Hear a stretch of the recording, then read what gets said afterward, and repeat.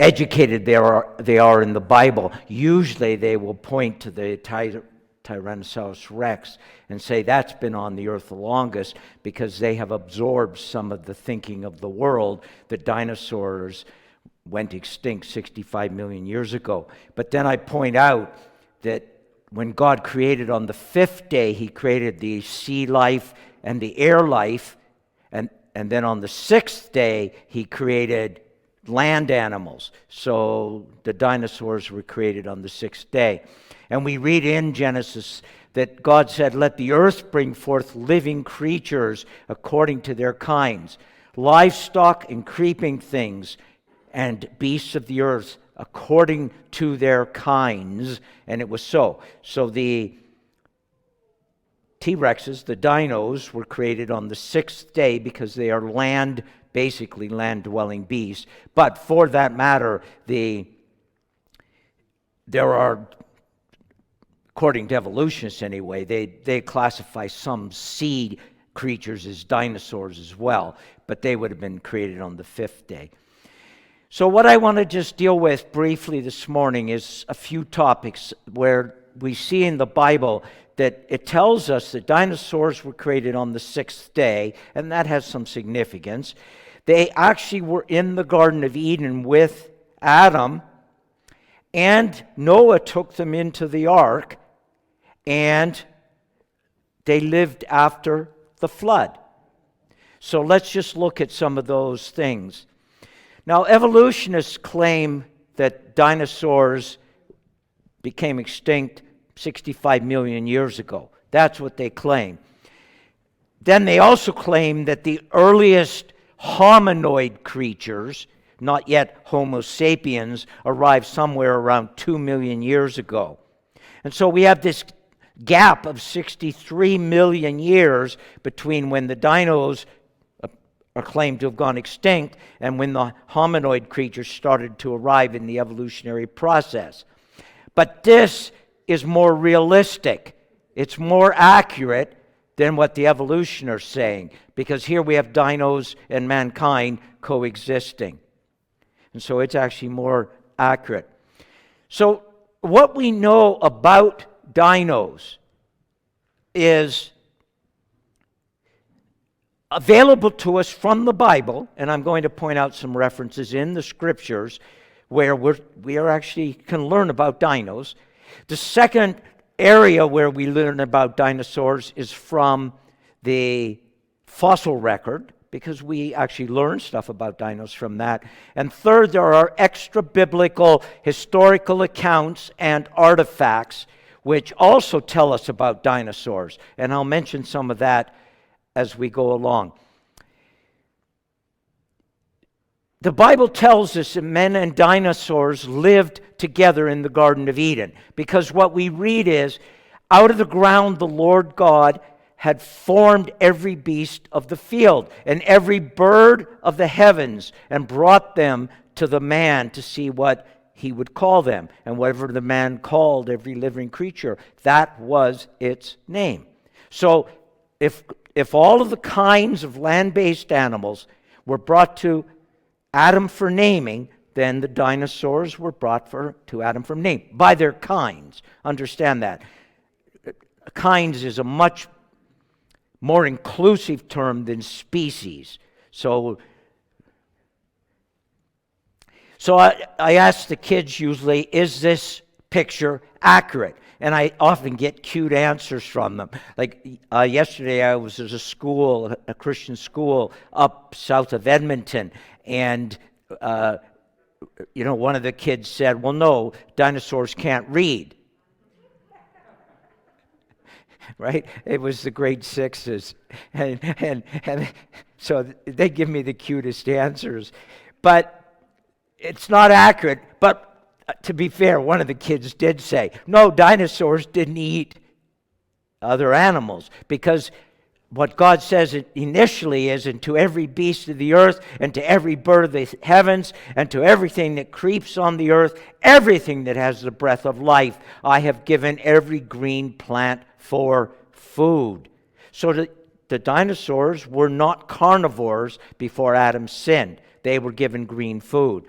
Just as an aside, on creationministries.com, our website, we have a TV program called Creation Magazine Live, and they're half-hour episodes, and we're just working on season 9 right now, and I'm working on a script for one of the episodes it'll be coming up in the next couple of months, to deal with Adam's sin and the introduction of death and the consequences of it. I'll mention it briefly in our next hour, that topic, what I've done.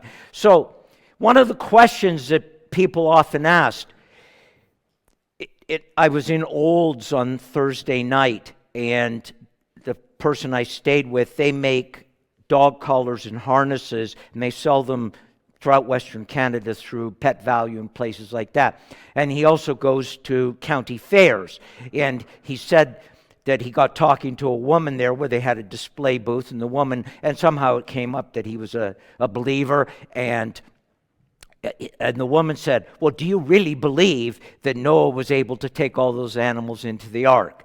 So this is a classic problem that people want to raise against the Genesis account. They ask, were dinos too big to fit in the ark, and were there too many species to fit in the ark? So that's the other question they often ask. Now, I have a confession I have to make here. My daughter, my oldest daughter, she lives in Quebec City, but she painted this on our church nursery wall, and it was originally 10 feet by 8 feet. And when we moved to a new building 3 years ago, I had a photographer just take a picture of it. You have to have special lighting to get the whole, and I put it up. It's about this big in our church nursery. But this is not accurate. And so I guess I should be tried for heresy on this, because the boats was huge, and the animals weren't going to overflow like that. So this is, they call it a Dreadnoughtus, but I guess if you ask most kids, they say it's a Brontosaurus, which is probably in the same kind. But this is the largest known dinosaur. Would it fit in the ark? So when you take the description that's in the Genesis account, where God says to make the ark of these dimensions of cubits, and this is the distance of a cubit right here, then we see that the ark was larger than a football field and as high as a 4-story building, and it could have contained 500 railroad animal cars or stock cars in it. So if we were to place that Dreadnoughtus in, it would fit. But did Noah have to take an animal of that size into the ark? No, because this is probably an old, fully grown animal, and Noah, the ones that God brought to Noah, to the pairs, were probably young, fertile dinosaurs and not old, decrepit ones that had full growth. And also, can you imagine how much extra food he would have had to carry to feed this dinosaur for a year? So better to take a smaller one, and also to get rid of all the stuff he had to shovel overboard, right? So it's better to take a small animal. So this is, some people would call it a T-Rex, but it depends on how the paleontologists have classified it. But this is twice as tall as an African elephant. Pretty big. Twice as tall as an African elephant. Putting it into scale, no problem fitting in the ark. And this demonstrates the accuracy of the Bible, because when we compare the Genesis account to other flood accounts, and there are many of them, there's well over 100 flood accounts throughout the peoples of this earth, because when they left the Tower of Babel and scattered around the world, they carried with them in their cultural memories, they carried the flood account. But many of them are very fanciful. But this indicates that the biblical account is accurate, because no problem fitting the animals in the ark. So then there's a question,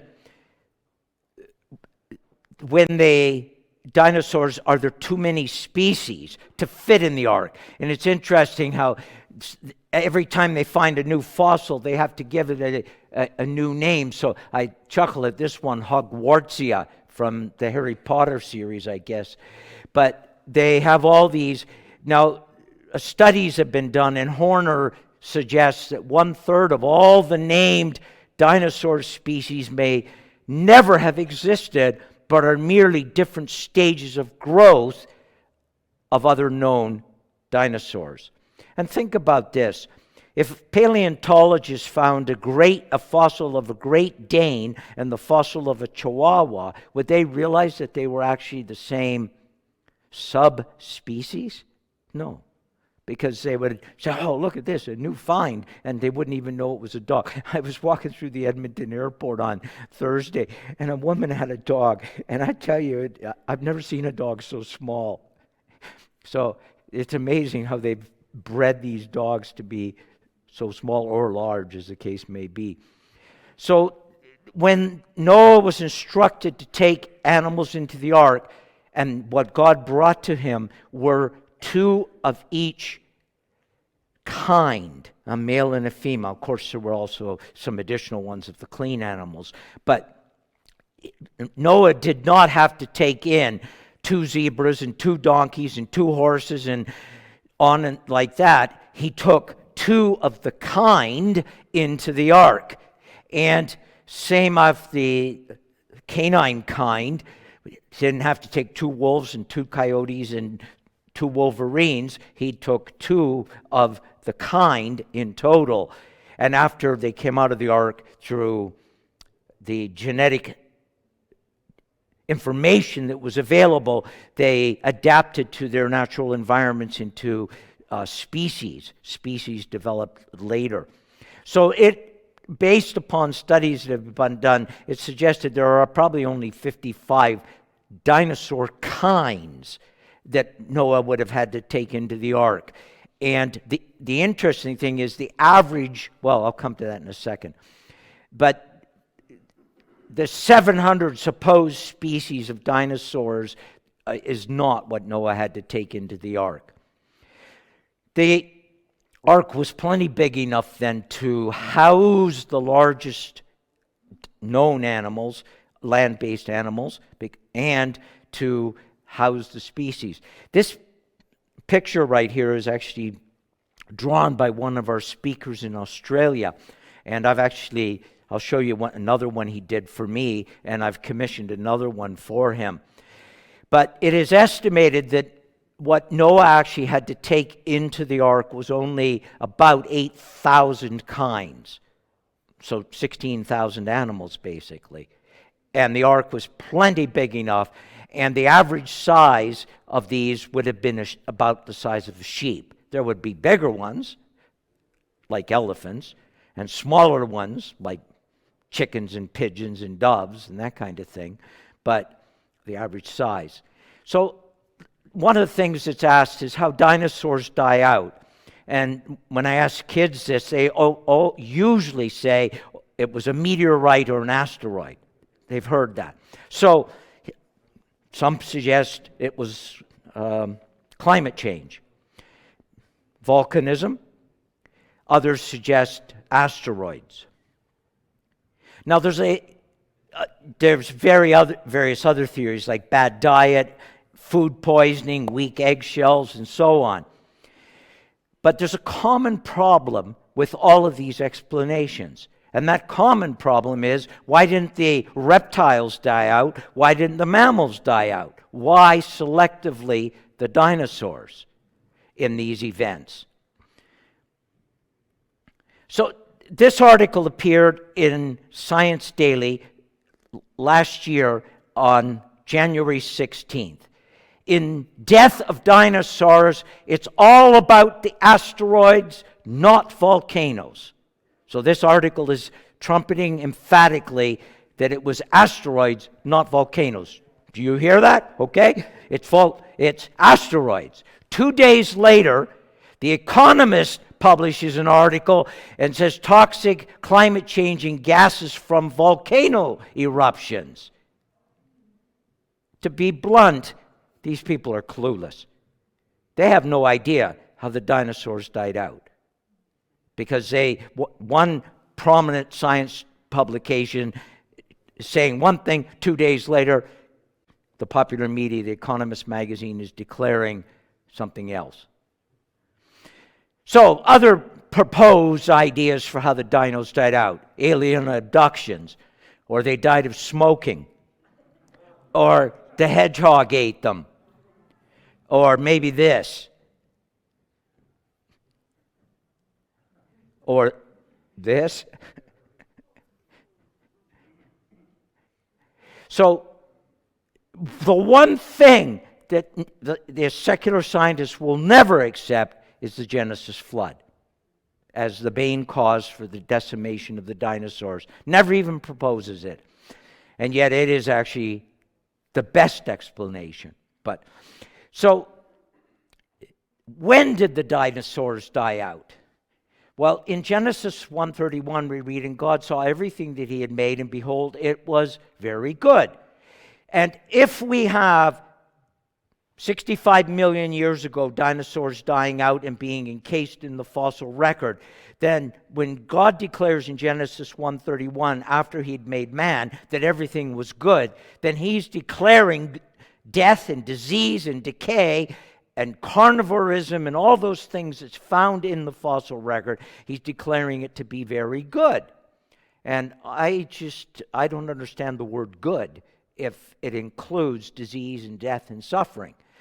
And when we consider this, that it was Adam's sin that introduced death, and it not only introduced death for humans, but it introduced death for all living creatures, what is called nefesh chaya, the ones that have the breath of life.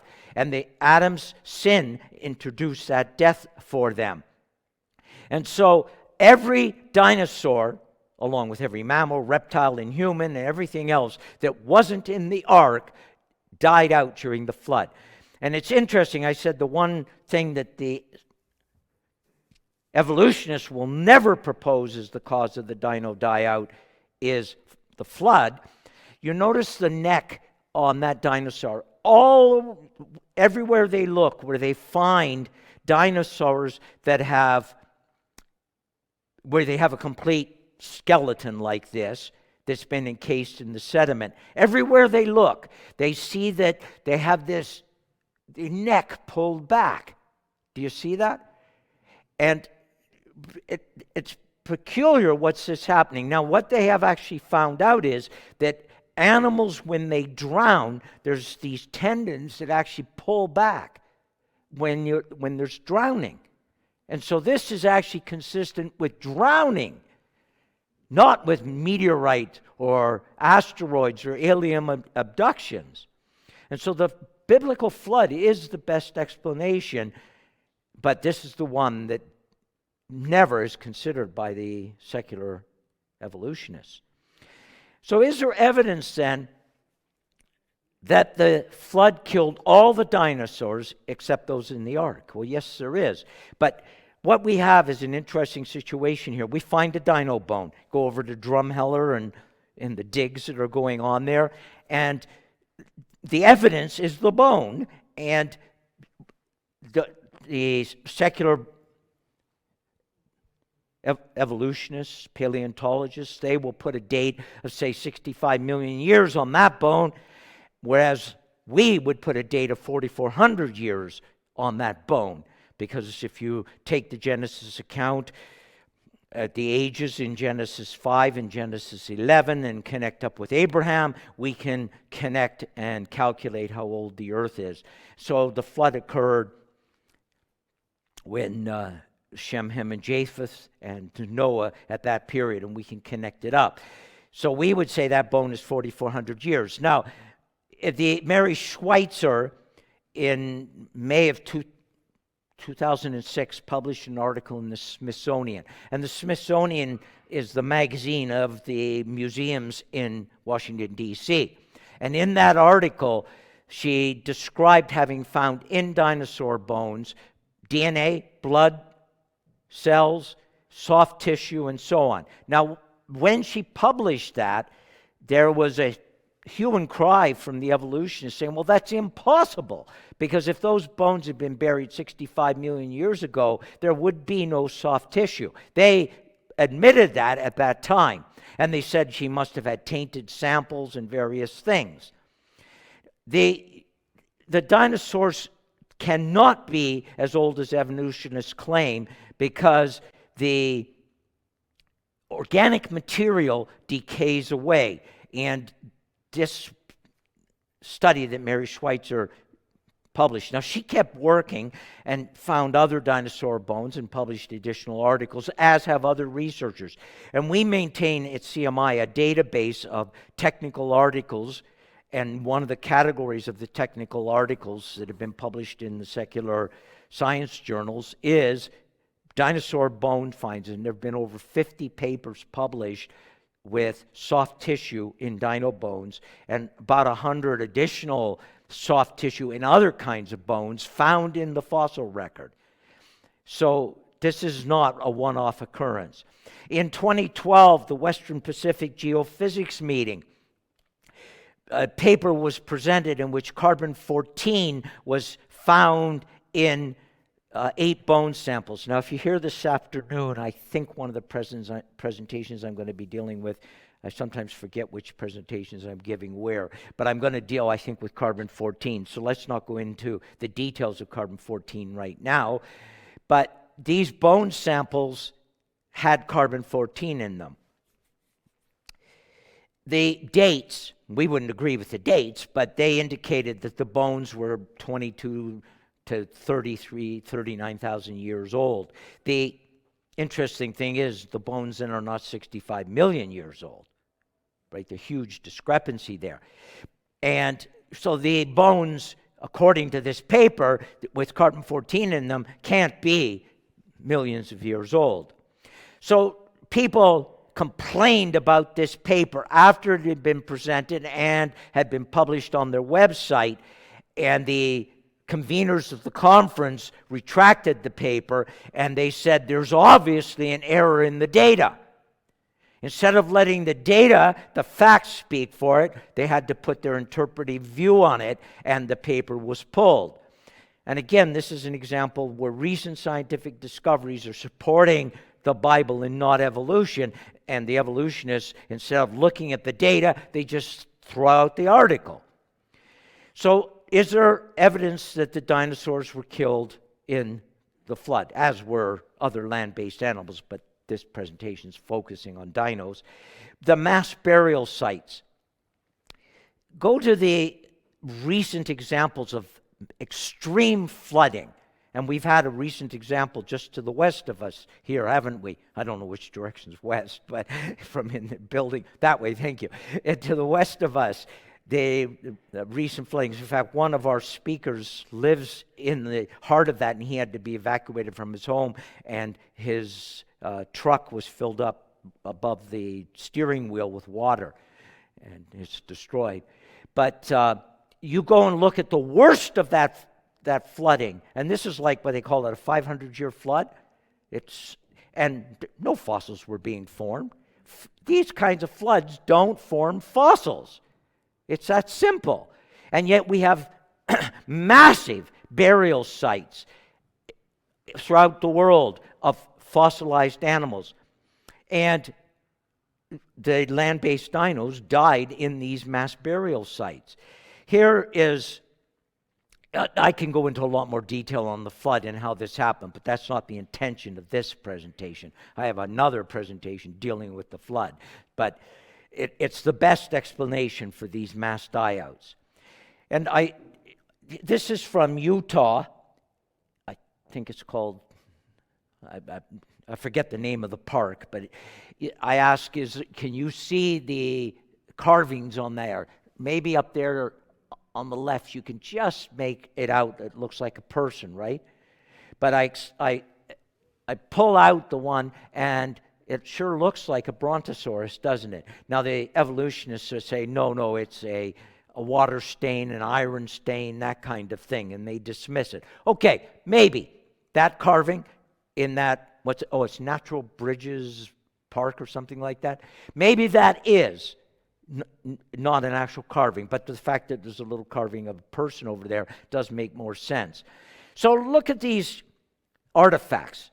This on the left are figurines from South America that are in Bolivia's National Museum.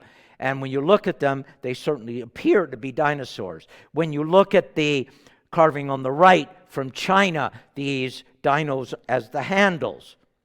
But this one is one that's amazing. This is dated at being 2,000 years before Christ. That's pretty amazing when you think about it, this jade carving. And you look at this correspondence here to this dinosaur, the skull that's in the museum in Victoria in Australia. They notice the beak, the horn, and the flange on this. Whoever carved this jade carving had to have seen something to make this carving, but it goes even beyond that. They even match up on the number of toes. Now, this is probably the dino that whoever carved that jade figurine had actually seen, because dinos came out of the ark and they lived with humans. And this seal, this is a cylinder seal. They were carved out of ivory or bone, and it's about this big, and it's circular. So it'd be like a spool of thread, that sort of thing. And they carve around it, and when they had their clay that they were going to seal on something, they would roll the cylinder on it. And this is from the time, about the Persian period, say 600 BC, around the time of Esther, if you want to place it. And so this appears to be this particular dino that I'm showing below. What's interesting is, so we're talking 600 years before Christ, go 2,000 years later in the floor of a cathedral in England is a carving which appears to be very similar to this one. And what's interesting is you'll notice that both of the carvings, 2,000 years apart in completely different parts of the world, they have this club tail. And there's something else that you might notice in both of the carvings. They intertwining their necks. Do you see that? Now, how on earth would anybody 2,000 years apart have even conceived of this concept if they hadn't seen it? So, I don't know if you're aware that giraffes intertwine their necks.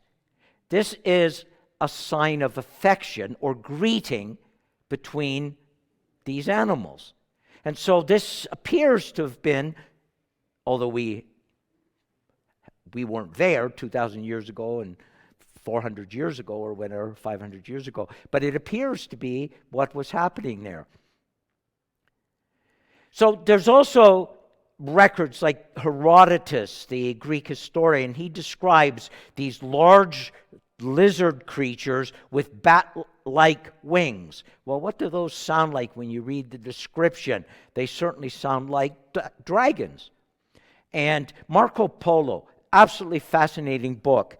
And he describes having gone from Europe, going all across through above Turkey and what today is like Afghanistan and Turkmenistan, and working his way over to China. He describes geography and he describes cities and various things. And eventually he's sent to take a Chinese princess down to Persia. He takes her around the India and up into Persia and delivers her to be married, and then he works his way back up today, what would be like through the Suez Canal, but they came across there, and he arrives back in Italy, and in 1300 he publishes his account.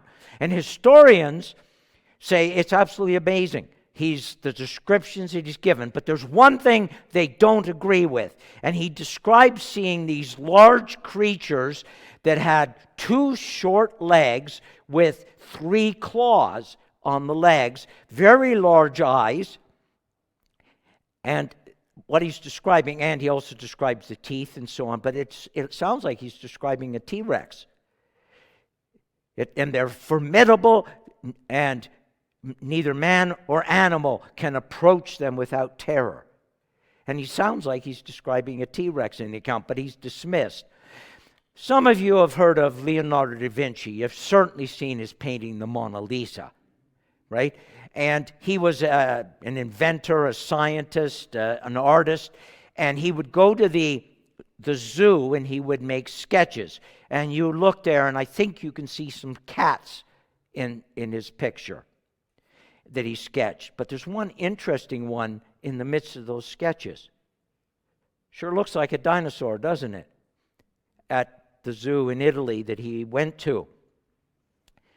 So the word dino came into the English language, dinosaur came into the English language about 1840. And it comes from two Greek words, dunamis, which we get dynamo and dynamite, that kind of thing from. And it means power, and saur, which means lizard. And that's it. But prior to that, the word that was used for these creatures was dragon. And the ESV and the King James both have the word dragon in them.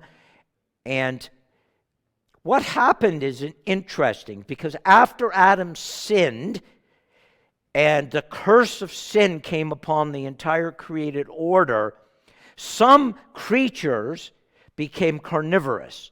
God made a change in some way, and some creatures became carnivorous and became vicious. And so we see in the fossil record example of carnivorism.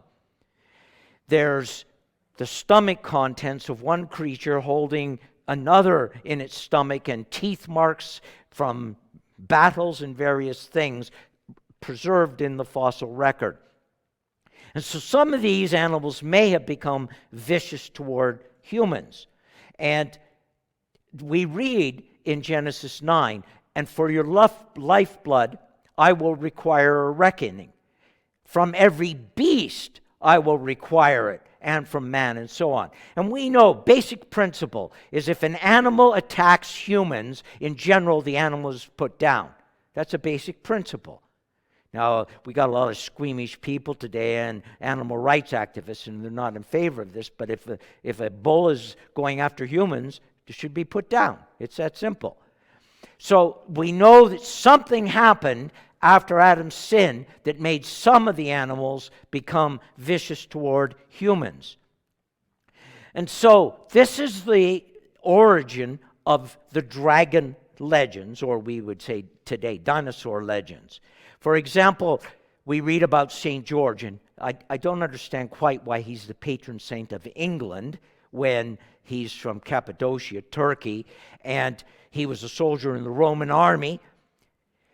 He did have Christian parents. I assume that he grew up in a Christian home, and he may have made a profession of faith, but he was in the army, and they were passing through North Africa, in today what would be Libya, and they came to an area where a dragon was harassing the villagers and was living in a nearby pond, and they would feed to this dragon 2 sheep every day to try to pacify it and not have it attack them.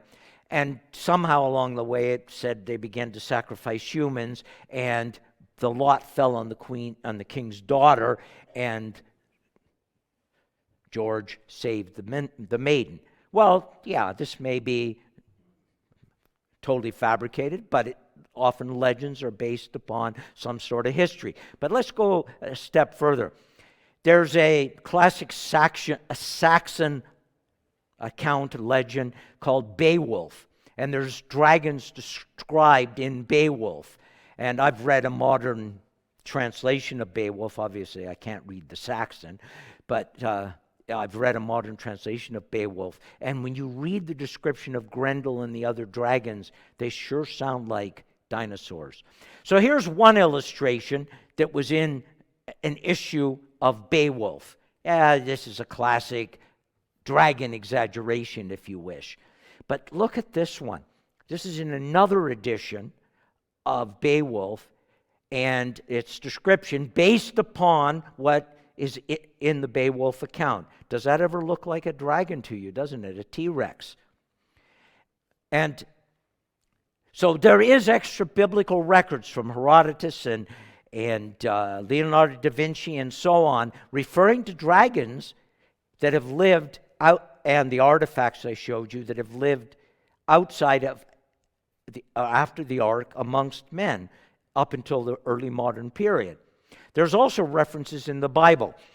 Behold, Behemoth, tall like a cedar. His bones are tubes of bronze. His limbs like bars of iron. So there is a modern English translation, came out in 1984. In general, I like the translation, and we used to use it in our congregation. We now use the ESV. But in that translation, it puts a footnote in the book of Job on that verse, and it says elephant or hippopotamus. So that modern translation has been influenced in my thinking by the culture. So, let's see. Behold, Behemoth, tail like a cedar. Does that work? Not an elephant, is it? What about, behold, Behemoth, a tail like a cedar? Doesn't work with the hippopotamus either, does it? I mean, a little stubby tail on the hippopotamus is not a cedar. There, behold, Behemoth, tail like a cedar. Job is being exhorted by the Lord to consider the magnificent beast and the largest beast. Well, that makes a lot more sense, doesn't it, to what Job is seeing.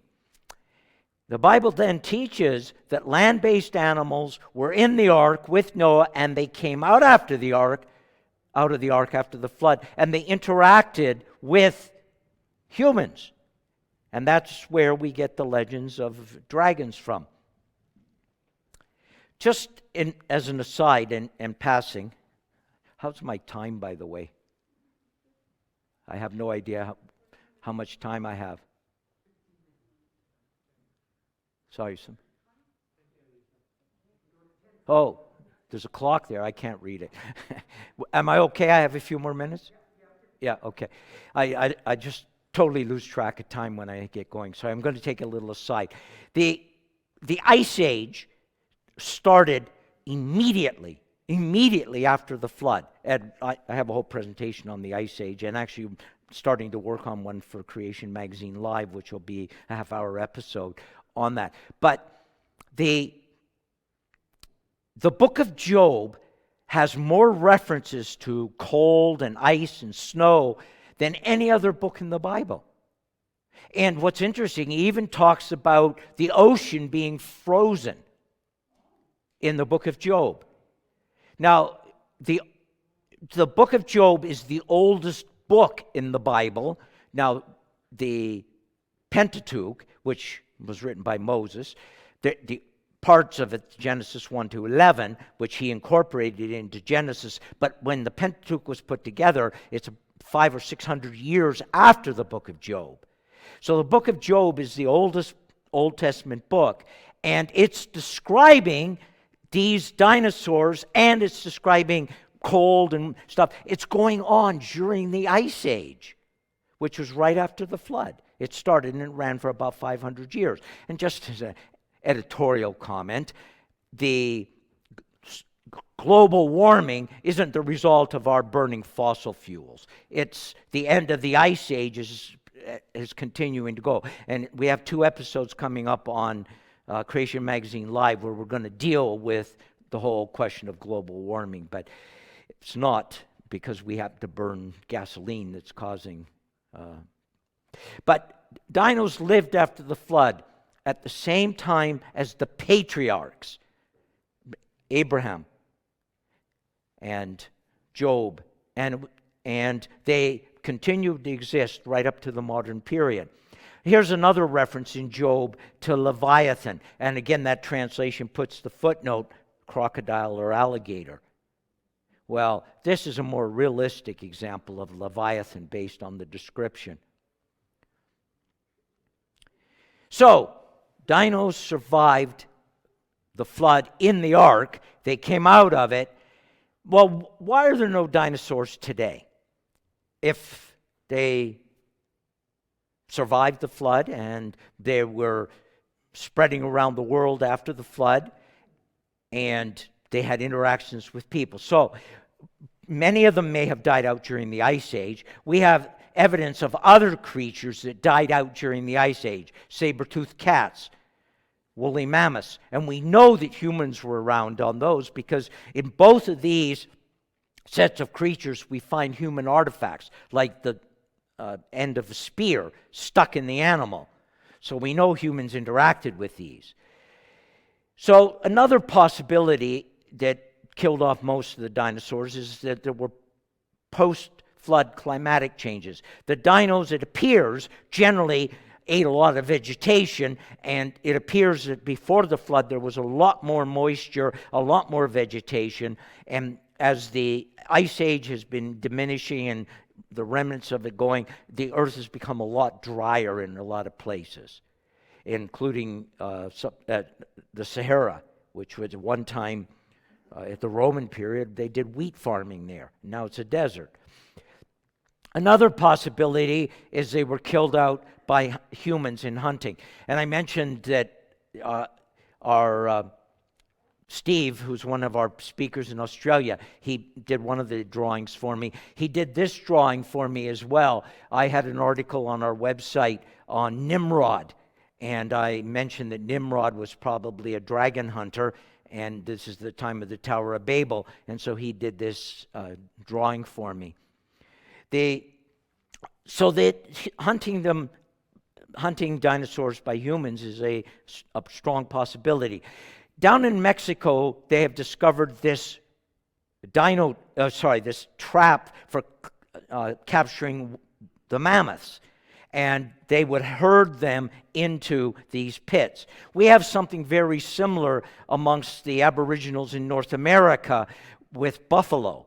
In fact, there are places that are called like Buffalo Leap, where they would run the buffaloes over the hill, and then they would crash down, and then they would take them. So this appears to be the similar thing. No, we don't have an example of that with dinos, but we do with mammoths, and it's certainly plausible that they were hunted because we have the dragon legends. So then people say, well, how come we don't have skeletons? Well, we do, of course, now in the fossils, but why don't we have skeletons that were preserved? Well, this idea of preserving skeletons in museums is a post-Enlightenment phenomenon, and it's fairly recent. So here's a bird that went extinct in 1681. I'm sure you've heard of a dodo bird. And if you read a description of a dodo bird and saw this picture, you would think that this is totally fanciful. Did this bird actually exist? And yet there's enough historical records. Do you have any idea how many actual skeletons of dodo birds exist? And this is a creature that went extinct in 1681. There are 12 known skeletons of dodo birds, and one of them sold for $400,000. So it's not surprising then that animals that were killed during the Middle Ages and in the time between the patriarchs and the New Testament era that were harassing people. If you had killed a dino and you were a dino hunter, what would you do with it? Would you say, okay, I'm going to put a skeleton in the museum? Well, museums didn't exist until post-Enlightenment.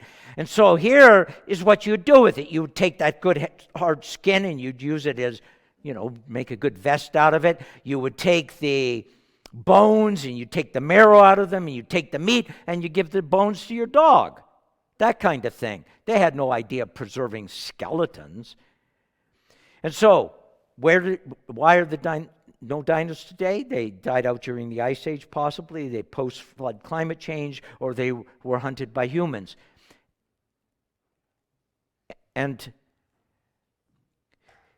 But just a reminder that animal extinction, and as species go extinct, and we're still seeing species going extinct today because of bad husbandry and bad stewardship on the part of people. God gave us the responsibility to be good stewards, but they are going to extinct, and this is evidence of the curse that was placed on the created order, And Paul tells us the whole creation is groaning, waiting for its redemption. So we can trust the Bible. We can see that the dinos were created on the sixth day. They're land-based creatures. They were brought to Adam for being named. The kinds were in the ark. The fossils that we see of dinos were formed during the flood, not 65 million years ago. The dinos lived after the flood and became the sources of the legends of the dragons, and humans' encounters with them is what we often find, for instance, in Beowulf, and then they have died out, pretty well died out since that, from varies either by the Ice Age or hunted to extinction, not millions of years ago. So that's dinos and humans. I believe we take a break before we go to the actual service.